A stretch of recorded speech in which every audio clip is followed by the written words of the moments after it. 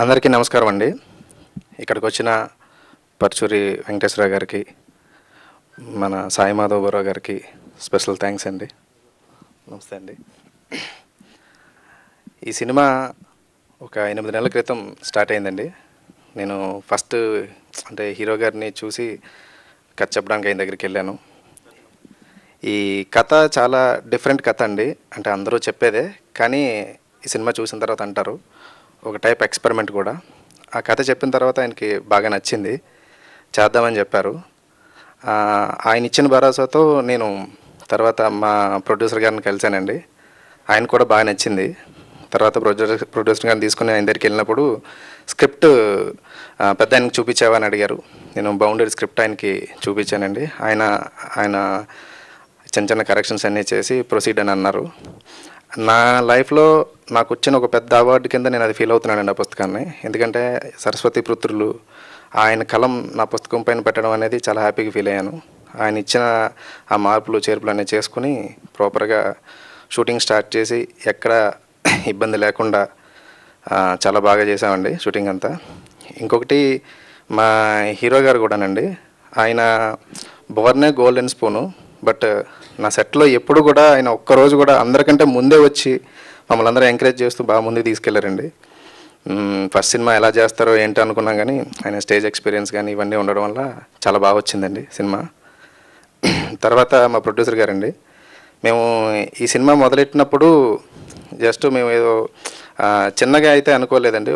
మంచి మంచి ఒక క్యారెక్టర్లు ఉన్నాయి, అవన్నీ కూడా డిస్కస్ చేస్తున్నప్పుడు ఆయన ఎక్కడ తగ్గకుండా మీకు ఎవరిని కావాలని చెప్పి అందరినీ మాట్లాడి అందరినీ మాకు ఇచ్చి ముందుకు తీసుకెళ్లారండి. ఇంకా మా సినిమాలో ఈ సినిమా గురించి మాట్లాడాలంటే మీకు అక్కడే ఉందండి. నీకు తెలిసింది మాట్లాడడం స్వేచ్ఛ, తెలియంది మాట్లాడడం నేరం. అంటే ప్రజెంట్ మన చూస్తూనే ఉంటున్నాం, ఎవరో ఒకరి మీద సెలబ్రిటీ మీద కానీ ఎవరో ఒకరి మీద మనం ఊరికనే ఏదో ఒకటి పుకారు మాట్లాడడం, సెలబ్రిటీ అయిపోవడం, అందరూ ఇదే టార్గెట్ చేస్తున్నారండి చాలామంది.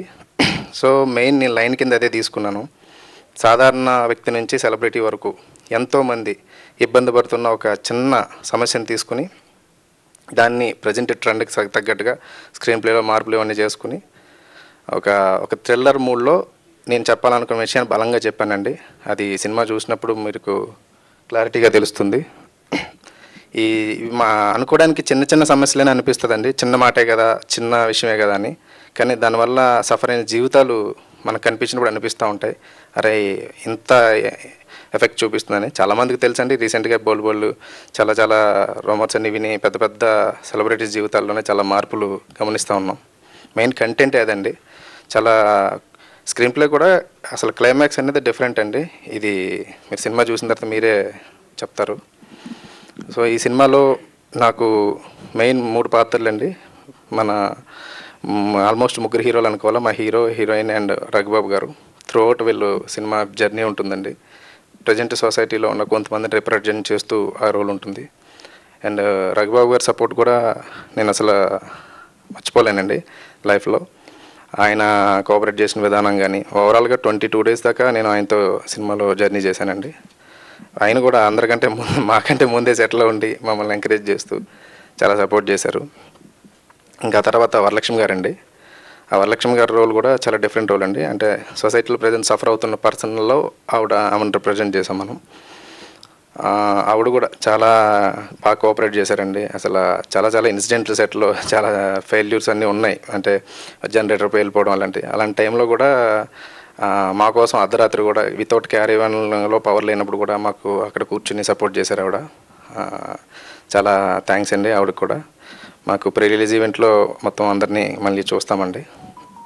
అండ్ ఇంకా ఈ సినిమాలో పనిచేసిన టెక్నీషియన్ అందరికీ కూడా వాళ్ళందరి సపోర్ట్ కూడా నాకు చాలా బాగా ఇచ్చారండి. మా కెమెరామెన్ గారు, మా ఎడిటర్ గారు అందరూ కూడా, సో మా ఫైట్ మాస్టర్ వీళ్ళందరూ కూడా చాలా బాగా సపోర్ట్ చేశారు. నేను ఒక చిన్న కంటెంట్ని చాలా పెద్దగా చెప్పాలని ట్రై చేస్తున్నానండి. బట్ అది చిన్న కంటెంటే, కానీ సమాజాన్ని చాలా ఇబ్బంది పెడుతున్న కంటెంట్. సో అందరికీ నచ్చుతుందని, అది చూస్తున్నప్పుడు కూడా అందరూ వాళ్ళకి తెలిసిన వాళ్ళని కానీ చూసుకుంటారని నేను అనుకుంటున్నాను. సో థ్యాంక్స్ అండి. ఇక్కడ వచ్చిన అందరికీ, పాత్రికేయ మిత్రులకి అందరికీ సపోర్ట్ చేయండి. థ్యాంక్స్ అండి. Thank you.